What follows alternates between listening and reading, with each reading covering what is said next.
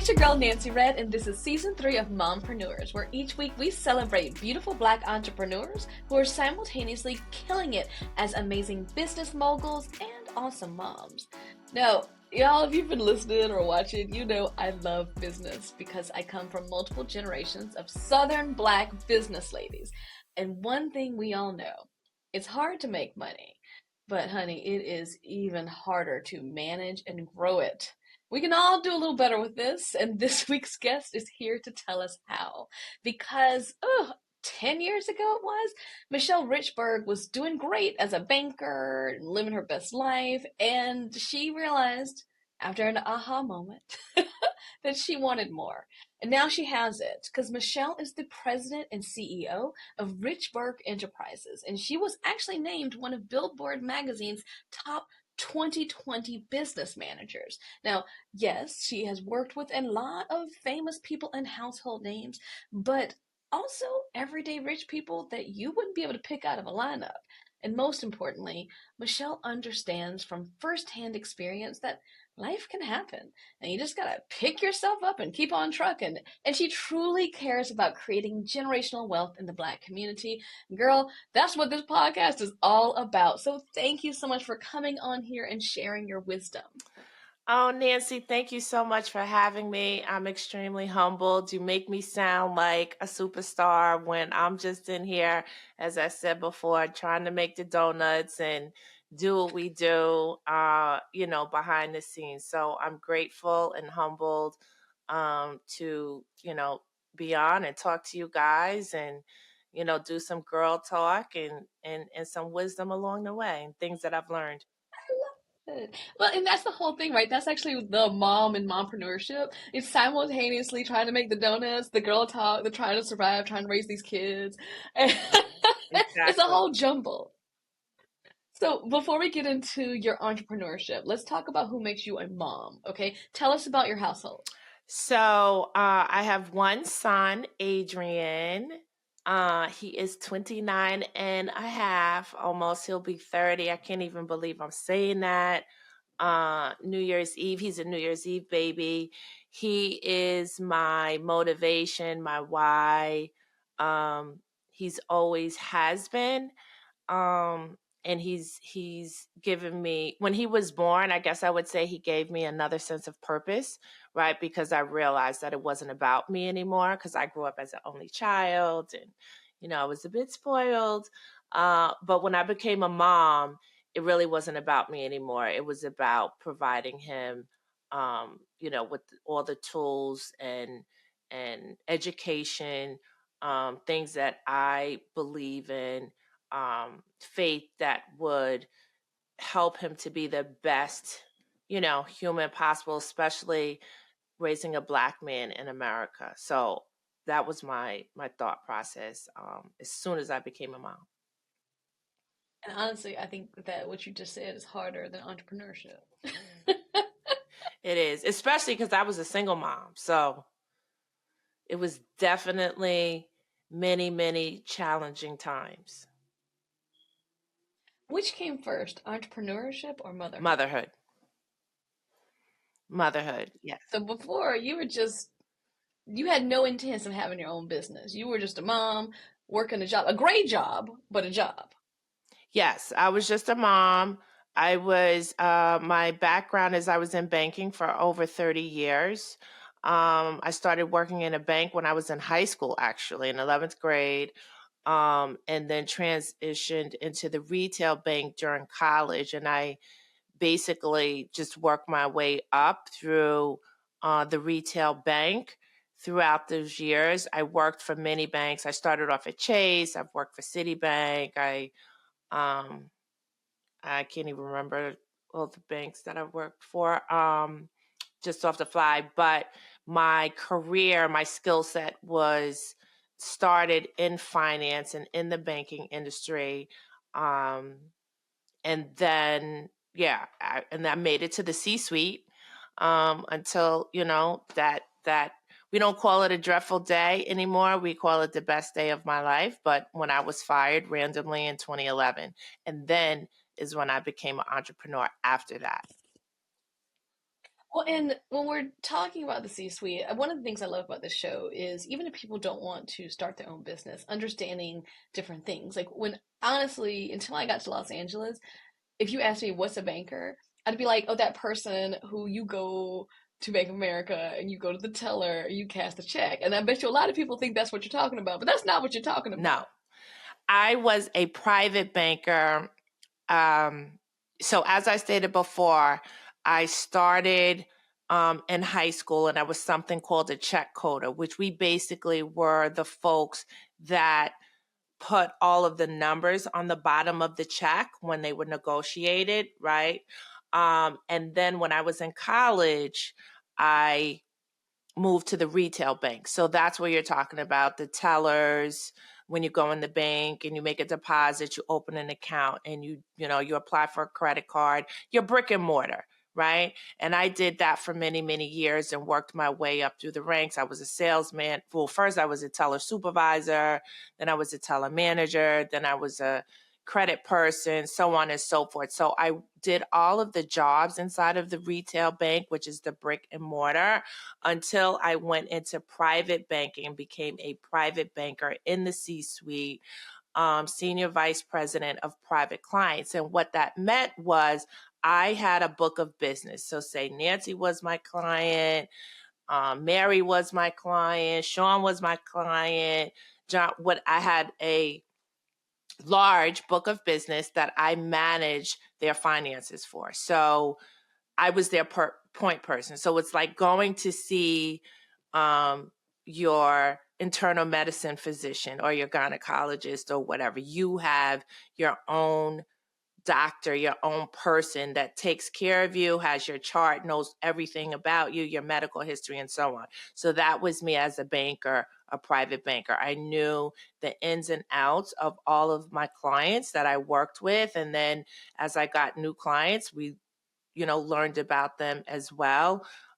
We worked not just with them, but with their families, their moms, their children, their significant others, their wives, so on and so forth. So we were basically any and everything that they needed.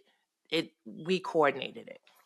And there were not, in particular back then, a lot of people of color, definitely not black people in these positions. How did you make that jump? Because a lot of people, I know a lot of people who go into banking.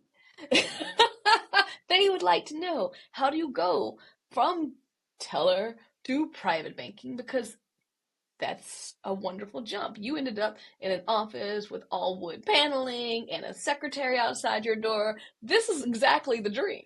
And it started code and checks. You sum that up quite perfectly. It was what I thought was the dream. And what I would say is how I got there was working extremely hard. I know that sounds cliche, but I had amazing mentors along the way, and I've always wanted more, right? So I'm here because you guys asked me to be here, right? And I'm very thankful for it. But like, it's when I reflect on it even quickly, like I love to talk, right? Even though I feel like I'm an introvert, but I've loved to talk. So when I was in banking, my supervisor said to me, "Oh, Michelle, you love to talk. We want you to go in the community. We want you to represent the bank. We want you to be on this board. We want, so I never said no to those things. And I actually leaned into them, right? Because when you get to know people and make relationships, it wasn't, again, just about that one financial need that they may have. It's about the collective, right? Their finances collectively, and what can I bring to the table to enhance that, to educate them on things that they may not know, products and services that the bank would offer.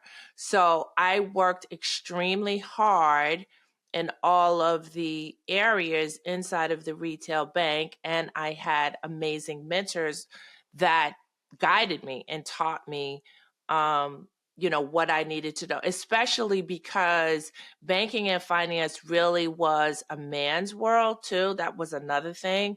So to be taken seriously and to be taken seriously as a Black woman was, was not easy, but I just, kept going and did the work.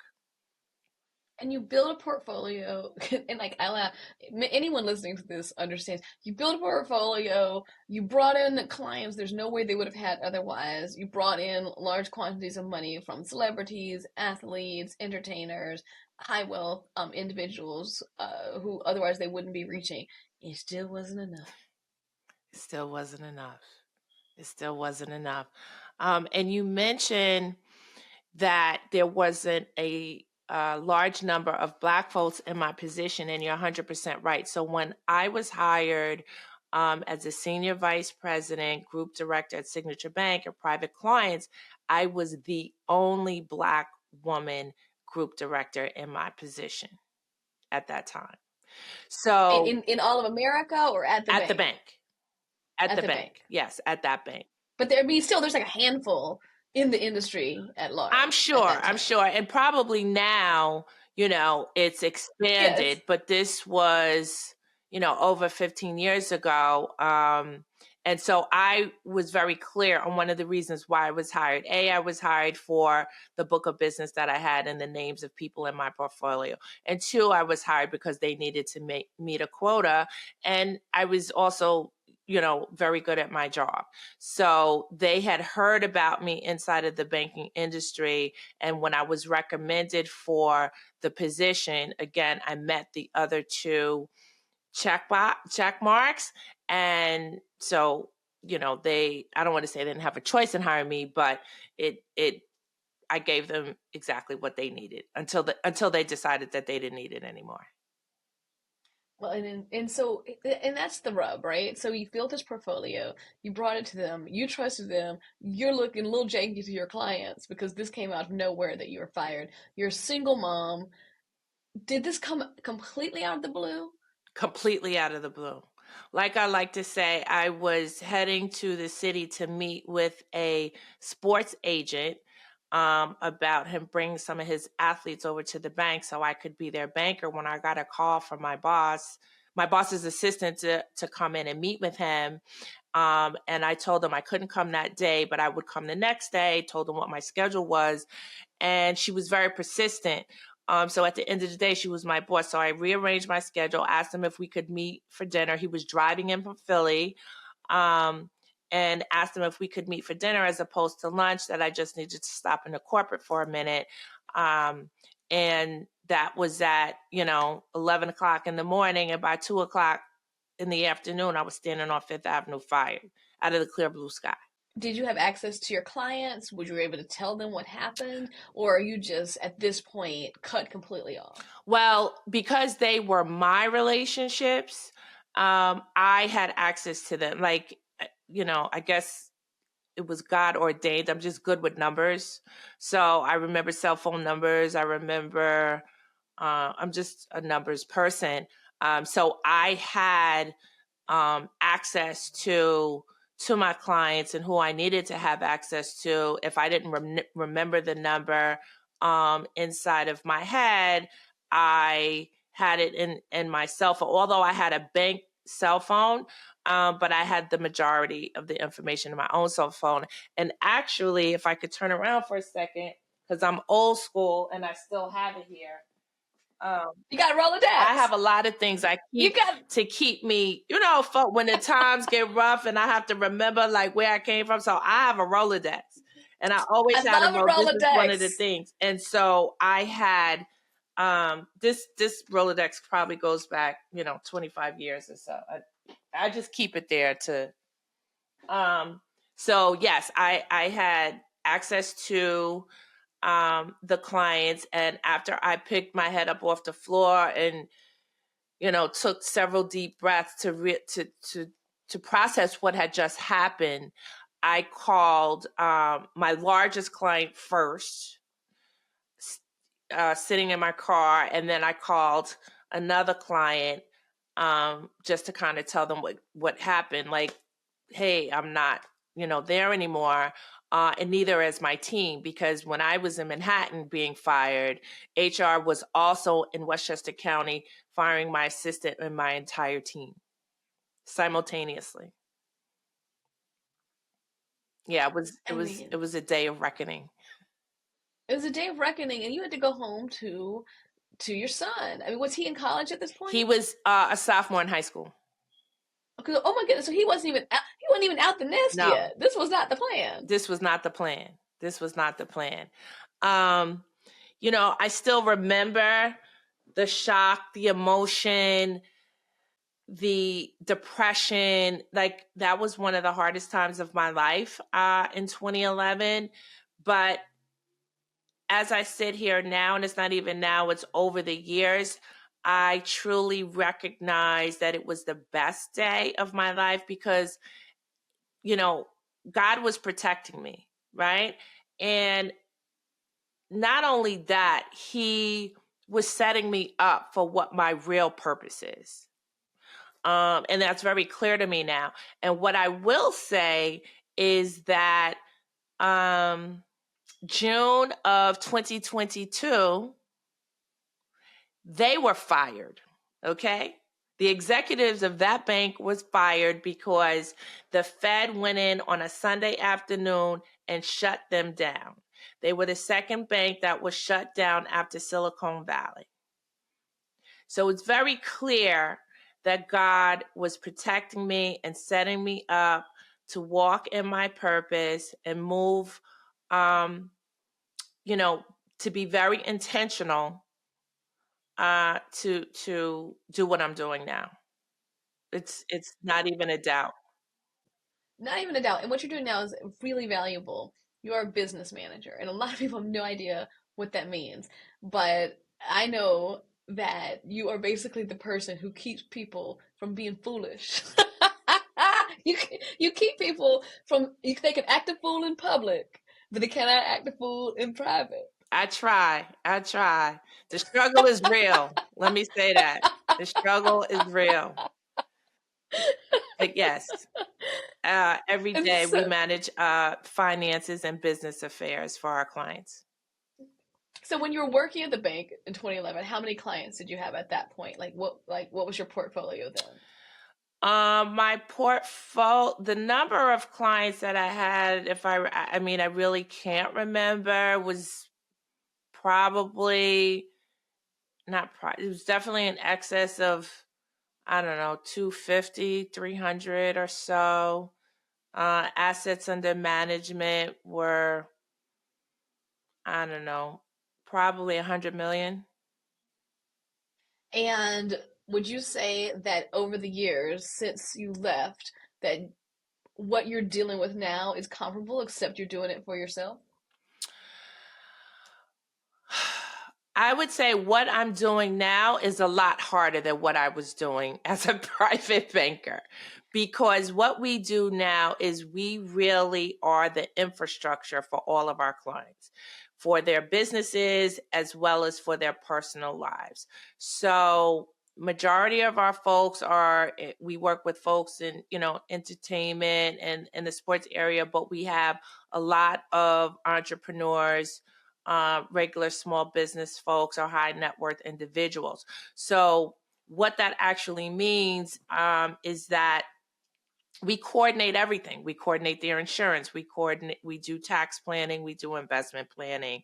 We pay their bills. We manage their mail.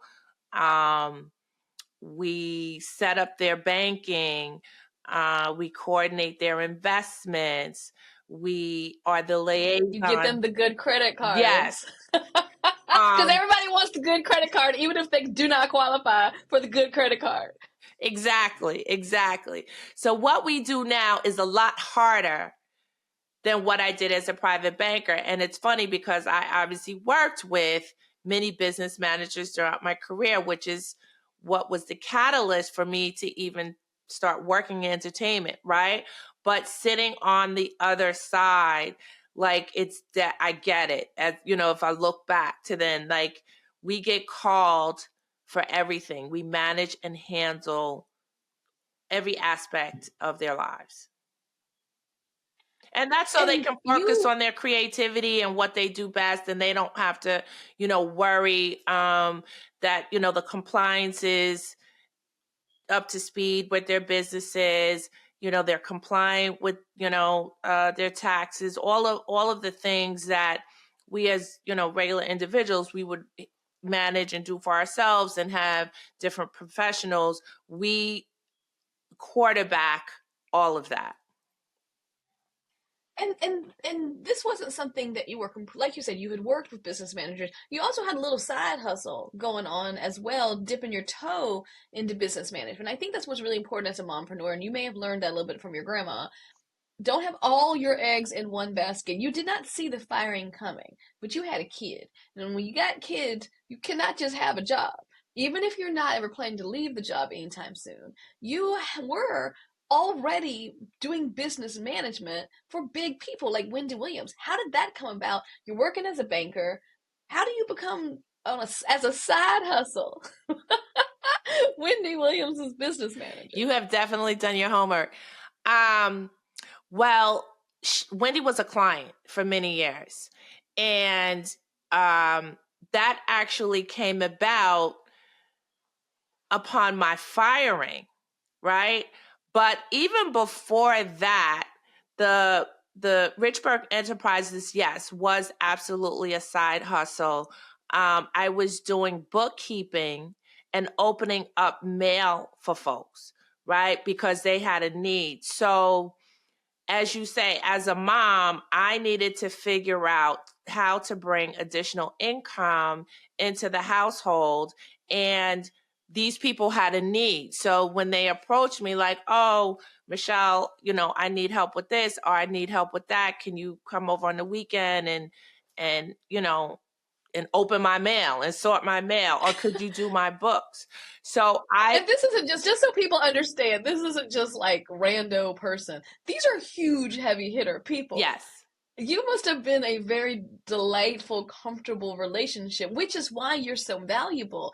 Because, like, there's just people, I don't really want to feel judged. I don't want to feel shamed. You get it from your personal experience. You get why his mail as a celebrity has just stacked up and just bills go unpaid, because it's very difficult as a regular person Right. to handle your life. Right, exactly. And yes, absolutely. I have have a lot of trust and relationships. Again, I talk about frequently during different um opportunities, is that I have built my career off of relationships. And I shouldn't say I built it off of relationships, but I established relationships. So our clients are really like extended family to us. Like a lot of the people that we work with now are 20-year relationships from the beginning, when I was their banker, and their families, their mothers, their sisters, their kids.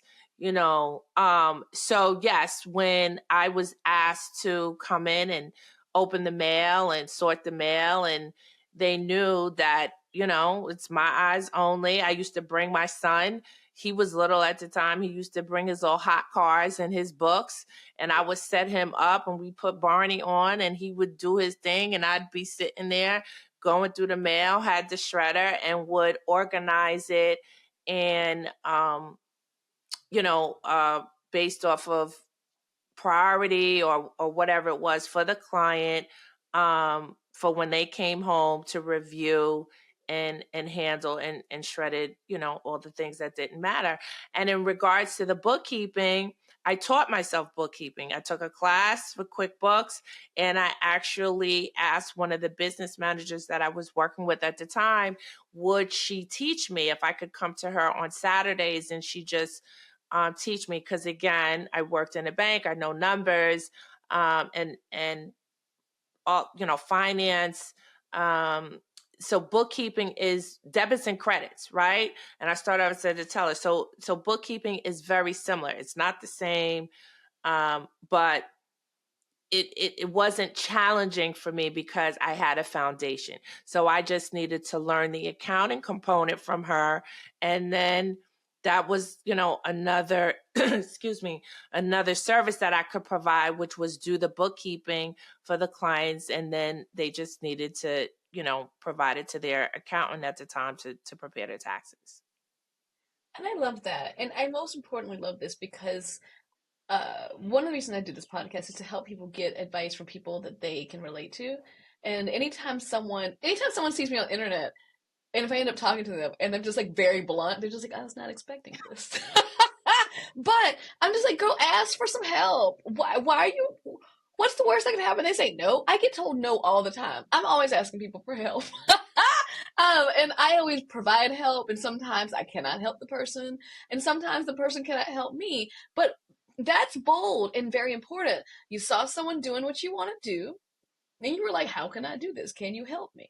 And were they offended? Were they like, why are you trying to be my competition? No, absolutely not. No, of course Absolutely not. not. They were happy to share their wealth because there's enough stuff to go around. Anybody, and I think that's one of the things I like to share. And I think you agree from what I've read about you and what you're sharing. Anybody successful just wants other people to be successful because my success is separate. I don't have anything to do with, I just want everybody to be successful so we can all afford our lives. Correct. Absolutely.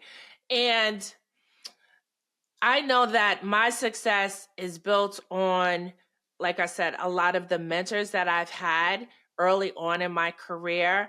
And they all provided very specific skill sets and guidance towards me, for me, right? And I love to do that now when I can or when I'm asked. Excuse me. I have a niece. A young she'll be 25 this summer, and she owns a dance school, and she started her company when she was in college, right? And so we are her business manager. She's like, I have a business manager. I'm like, yes, your aunt is a business manager. I am going to teach you how to run your business and also the finance and the things that you need to know as an entrepreneur. But it's not just because she's my niece that I am mentoring her, but she's in the space, right? And it's an opportunity for her to learn, up close and personal. So I absolutely believe that we have to pass the torch and we have to share our knowledge. And that's a lot about, too, what Richburg, like the third arm, as I like to call it, because if my grandmother didn't constantly drill in my head all the things that she drilled in my head when I was young, not that I listened at that time, but it never went Girl, anywhere. don't talk about it. Right? It never went anywhere. And I think it's really important in our culture, and especially for women, that we have the sense, the independence that we need, but also the foundation to do whatever it is that we want to do. 100%. And I laugh because I'm the same. But that's why I'm here. I'm just like, we have to just keep drilling it in, and they learn faster. Like your niece learned in college, you learned in your 20s. Like every generation, like with my children, I'm just like, I'm trying to help you not make all the mistakes I made. You're gonna make your own mistakes, but you don't gotta make the ones I made. And it's interesting because like your grandmother was the domestic worker that somehow got enough information to own 4 houses, right? My grandmother was a domestic worker that was like, not today, sunshine. And she she cobbled it together with her husband to build a country store.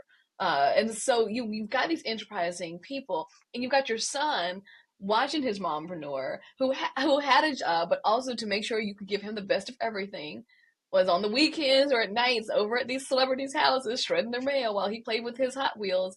How has that influenced him? Well, we talk about, of course, how it influences Black women, but how has your son been influenced by seeing you and your journey? Well, so as I mentioned, I was so humbled. I received this community service award last week from the Buddy White Project, which is a nonprofit organization in Westchester and Mount Vernon. And so Adrian said a speech, a sort of an introduction. And in his words to me, he said that I am his biggest inspiration. And only thing that he thinks about is making me proud, right? Like he couldn't even get all the words out, and I was like boo-hooing. But what he has seen, so we like to, one of our mantras is we started from the bottom and now we're here, right? Because we did this together, at me as his mom, me making sure that he had all of the opportunities and everything that he needed as a child, as a young adult, college and beyond. So although he has his own journey and he's going to make his own mistakes and he's going to fall and he's going to get back up, I think that what he has seen is resilience. What he has seen is never give up. What he has seen, okay, I learned from this mistake. I'm not going to do that again. I've learned the lesson and now I'm going to move forward. And that a setback is only a setup for your comeback. So I think these are some of the things that he definitely has learned, has taking on as a mindset, and he will forever be part of his mindset and develop as a young man. I love that. I love how much he wants to make you proud because of how proud he is of I you. know. And like again, these setbacks being setups is so real. Like when you lost your job in 2011, and it was an amazing job. Like you said, it was like the dream of corporate America. You were on your way up, and you were in your mid 40s. That was that. Yeah. Right. Oh my That God. was a lot. Ah. That was a lot. I had to go through perimenopause trying to start this business. Like, oh my God, I thought I was almost done. But again, what a wonderful blessing it turned out to be for so many reasons, ethical, professionally, time-wise. Of the milestones that you have accomplished with Richburg Enterprises, what is a big one that you can recall being really excited about and proud of? Like, what was a moment where you were just like, I'm making it? I mean, there's several. Can we talk about like Sunday, May 5th being Michelle Richburg Day in Westchester County and New York State? Like, can we talk about that? Or you want me to talk about Yes, we something else? can. I mean, because No. Let's talk about that. Let us share about the inauguration of the greatest day the in perhaps the generations of your family's life. For that's like literally like your ancestors' wildest dream. wildest dream. I mean, saying it, it's like an out of body experience. I was like, what's happening? So Friday, it was a magical night. And as I mentioned, I received a community. So I've never received a community service award. Like, again, during my career, I've been to many galas, all kinds of things, supporting people, so on and so forth. And still been involved in doing what I do, but I never saw in a million years that somebody would tap me on the shoulder and say, we want to honor you and we want to do this and we want to do that. So that in itself was like, what you talk about, Willis? Because I'm just doing what I'm doing. But then for the actual night to happen, and the mayor, Mayor Sean Patterson Howard of Mount Vernon, presented me with 4 proclamations from the Westchester County legislator, from the assemblyman, from the congressman. I mean, if you look at the videos, I'm like, what? Like, and then she's presenting me with the proclamations, and then she says to me, for Westchester, one of the proclamations was the Jewel of Westchester. And and on May 5th, which was Sunday, would be Michelle Richburg Day in Westchester County, in New York, in Westchester County. And that my name would be on the Jumbotron in this area of the county that's a central area for the entire day. So when we went to see that, I was just like, what? Like, What would your grandma say if she is? What do you think your grandma's saying right now? I think my grandmother is saying, I knew you could do it. That's why I pushed you. That's why I was so hard on you. She used to call me Gal. That's why I was so hard on you, Gal. And I knew that you had something special. I knew that you would carry the legacy and you would take it to another level of your time. Like, that's why I put everything into you, because I wouldn't be here if it wasn't for my grandparents. Absolutely. I mean, my father was in my life. My father is my superhero. He that's another thing. I feel like he's in heaven, directing traffic. Like, y'all going to recognize my baby girl. Y'all going to give her flowers now. He probably directed Taffy, you need to fire her now. She's not part of any of these shenanigans these people about to do. She gonna be upset, but then she gonna be like, thank you when she get up on here.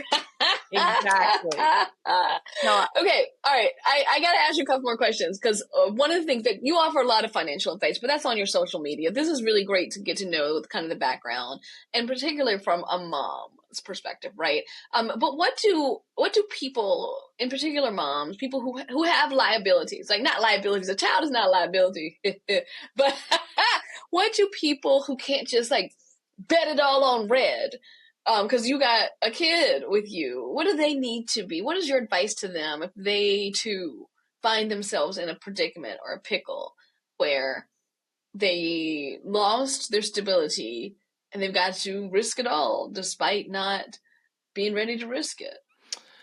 My advice is to seek God first, and He will direct your path. My second advice is to believe in yourself. Tune out the naysayers. And my third advice is which I speak a lot about, probably on, well, not probably, but you've seen it on social, is to always have a rainy day fund, an emergency fund, I'm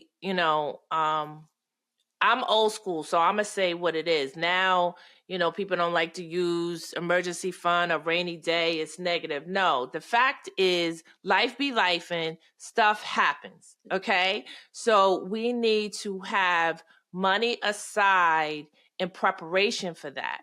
So when I was fired, although my world came crumbling down and I was beyond shaking in my boots, because I did not know how I was going to pay for my son's private school, how I was going to pay my mortgage, how I was going to do the things. But what I will tell you as a testimony is that during that time, I never had one late payment on my credit card, on my mortgage, on my car note, because I know how to maneuver and manage money, right? And although I didn't have, $20,000 or $10,000 setting aside, which is why I am so adamant about it now, I did have a 401k and I did have, available credit on my credit cards. And I was able to, make the minimum payments and do what I needed to do. So my biggest advice is, like I said, first and foremost is to keep God first and to seek God and to talk to Him. And He will, although it's painful, because we have to recognize, and this comes with wisdom, that He's never going to put us in a situation that we can't handle. He's either going to give us wings or He's going to teach us how to fly, right? So when you are grounded in your faith, these are going to be lessons that is going to strengthen your faith muscles. And then you're going to do the other things. Like I said, believe in yourself, know what it is that you're bringing to the table, and just start and just start. I love that. And you have started something incredible, and it continues to reverberate. You are getting awards. Your clients are happy. You are stable. Your son is proud. There's not much more you could ask for. But at the end of all my conversations, I always ask each of my guests a question regarding my favorite segment, which is called Mompreneurs Manifestation. And I ask everyone what's next for you, or what you're hoping comes next, and how can we help manifest success for you in this endeavor? Oh, thank you. I love that question. My manifestation is, like I said, I can't believe I'm on here with you guys, but is to really do more public speaking in the format of talking about financial freedom and literacy, and just the basic things, if you will, to like dumb it down and to just start, that we may feel is overwhelming or not attainable, right? But I want to share with whomever will listen, who my assignment is, who I am here to impact, that there is a blueprint to creating wealth, right?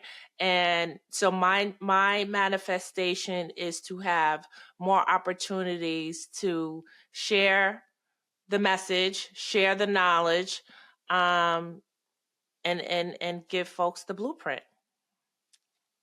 I love that. Okay, Michelle Richburg of Richburg Enterprises, thank you. Tell us where everyone can find you and learn more about the work you do and the advocacy that you are part of every day in your community and online. Thank you so much, Nancy. I am, again, I've said it, I think 3 or 4 times. I'm very humbled and grateful to have this opportunity to come and share with you guys. It's been a blessing. It's also been therapeutic for me. You can find me at my website, www.richburgenterprisesllc.com. And on our website, we have a freebie, still for a little while longer, which is where you can download my financial journal and planner.